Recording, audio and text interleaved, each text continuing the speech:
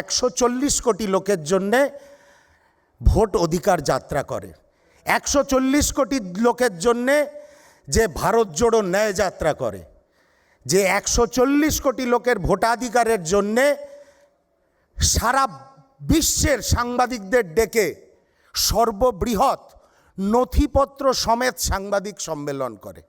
সেই জন্য জননেতা বা জননেত্রী বলে কাউকে একটা স্টিকার লাগিয়ে দেওয়া কোনো সংবাদ মাধ্যমের জন্যে জাস্টিফাইড নয়।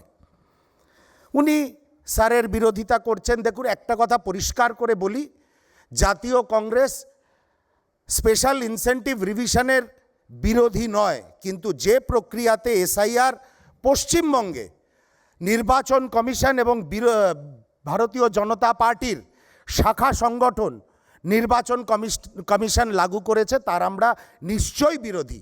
লাইন দিয়ে মৃত্যুর ঘটনা ঘটেছে, হিয়ারিংয়ের নামে মানুষ হেনস্থা হয়েছেন, অবশ্যই এই ঘটনাগুলোর মধ্যে কোনো সন্দেহ নেই। কিন্তু আজকে সুপ্রিম কোর্টে গিয়ে সওয়াল করে বাংলার মাননীয় মুখ্যমন্ত্রী কি প্রমাণ করতে চাইলেন?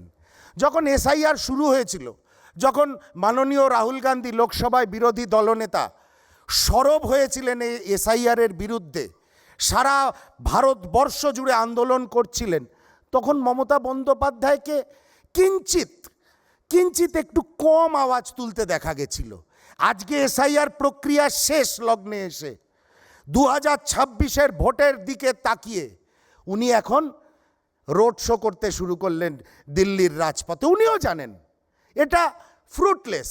বহু সাংবাদিক পশ্চিমবঙ্গ থেকে চলে গেল, কাভারেজ দিল, সারা দিন মিডিয়া দেখাচ্ছে, এইটাই মমতা বন্দ্যোপাধ্যায় চেয়েছিলেন।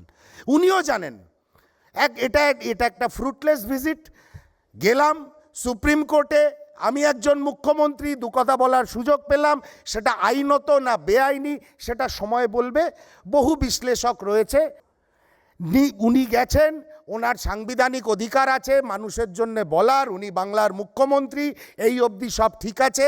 বিজেপির সাহায্য নিয়ে যেভাবে বঙ্গভবনকে পুলিশ দিয়ে মুড়ে দেওয়া হয়েছিল, সবটাই সাজানো, এবং একমাত্র জাতীয় কংগ্রেস এই ভারতবর্ষের বুকে এসআইআর বিরোধী আন্দোলন করছে।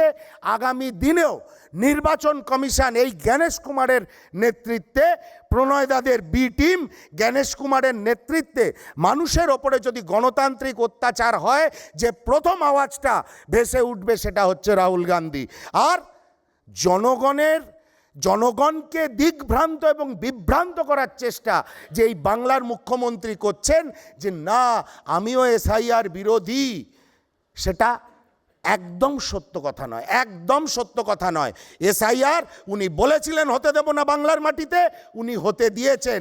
উনি আগে ক্যা ছি অনেক কিছু করেছেন, কিন্তু দিনের শেষে গিয়ে দাদার কাছে সপাটে প্রণাম করেছেন, সাষ্টাঙ্গে প্রণাম করে চলে এসছেন। আজকে বাংলার মানুষের কাছে এটা ক্লিয়ার, বিজেপি এবং তৃণমূল কংগ্রেসের মধ্যে কোনো তফাৎ নেই। ধন্যবাদ। বিজেপি এবং তৃণমূল একই মুদ্রার আমিও এপিঠ উত্তর দেব আর ওপিঠ। সুমন রায়চৌধুরীর বক্তব্য তাই।